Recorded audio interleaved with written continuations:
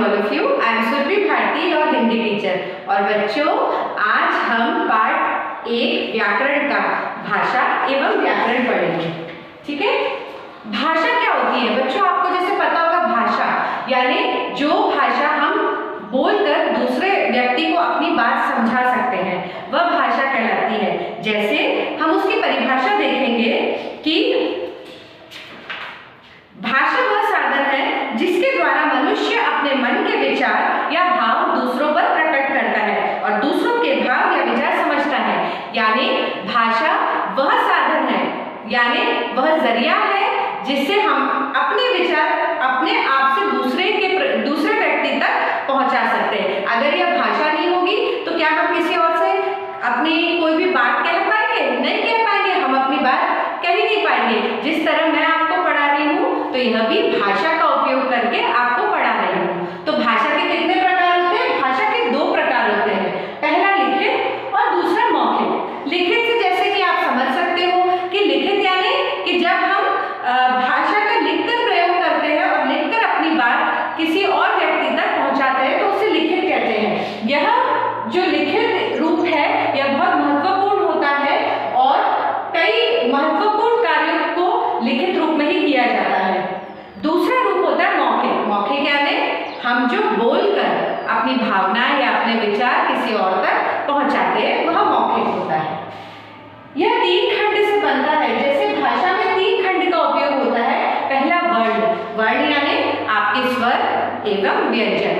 वर्ण, जब इन वर्ण को हम मिलाते हैं तो खंड 2 बनता है, यानी शब्द। और जब उन शब्दों को, जैसे कि हमने वर्ण को मिलाया आ और म यानी आम, अब वह शब्द वह बन गया अब एक शब्द, तो वह शब्द दूसरा खंड कहलाता है जो 2 वर्णों से मिलकर बना होता है। और जब हम शब्द को मिलाते हैं और एक वाक्य में प्रयोग करते हैं, यानी हम अलग अलग शब्दों को रखकर उसकी रचना कर एक वाक्य बनाते हैं, जैसे राम आम खाता है, तो यह वाक्य कहलाता है। लिपि। लिपि जो है उसका अर्थ होता है लीपना, यानी कि लिखना। ठीक है। हिंदी भाषा में हम देवनागरी लिपि का प्रयोग करते हैं। लिपि से जैसे हमें पता है कि वह लिखने को ही हम लिपि कहते हैं। और इसके भी 4 तरीके के प्रकार होते हैं, जैसे मातृभाषा, प्रादेशिक भाषा, राष्ट्रभाषा और अंतर्राष्ट्रीय भाषा। यानी मातृभाषा, मातृभाषा जो हम अपने घर में बोलते हैं, हमारी जो भी मातृभाषा हो, जैसे मराठी, कन्नड़, तमिल, गुजराती, तो हम वह मातृभाषा का प्रयोग करके हम अपने विचार एक दूसरे से प्रकट कर सकते हैं। प्रादेशिक भाषा यानी जिस प्रदेश की जो भाषा हो, जिस प्रदेश में जो सबसे ज्यादा भाषा बोली जाती है, जैसे बंगाल। अब बंगाल में बंगाली सबसे ज्यादा बोली जाती है, तो वहां की प्रादेशिक भाषा बंगाली कहलाएगी। राष्ट्रभाषा यानी जो भाषा पूरे राष्ट्र में सबसे ज्यादा बोली जाती है, जैसे कि हमारे भारत की राष्ट्रभाषा है हिंदी। क्यों? क्योंकि यह पूरे राष्ट्र में सबसे ज्यादा बोली जाती है और सब इसी में सबसे ज्यादा बात कर पाते हैं। और अंतर्राष्ट्रीय भाषा जो कि एक या दूसरे राष्ट्र में या 1 या 2 से ज्यादा राष्ट्रों में बोली जाती हो, वह अंतर्राष्ट्रीय भाषा होती है। जैसे इंग्लिश, अंग्रेजी। अंग्रेजी 1 से ज्यादा राष्ट्रों में बोली जाती है और यह आसानी से समझी भी जाती है। व्याकरण।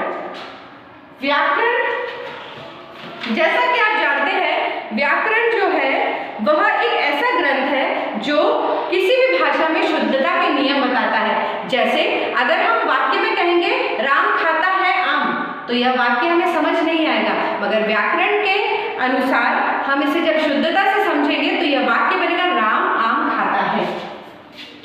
इसी में हम इसे 3 विभाग में हम डिवाइड करते हैं। 3 विभाग में इसका विभाजन किया जाता है। पहला है वर्ण विचार, दूसरा है शब्द विचार और तीसरा है वाक्य विचार। वर्ण विचार यानी जब हम वर्ण और उसके भेदों पर विचार करते हैं तो वह वर्ण विचार कहलाता है। जब हम शब्द और उसके भेद और उसकी उत्पत्ति पे विचार करते हैं तो वह शब्द विचार कहलाता है। और जब हम वाक्य विचार यानी जब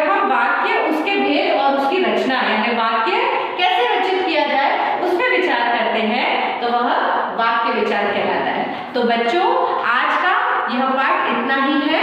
मैं इसके प्रश्न उत्तर आपको व्हाट्सएप पर भेज रही हूँ, आप उसे अपनी कॉपी में लिखें। Thank you and have a nice day.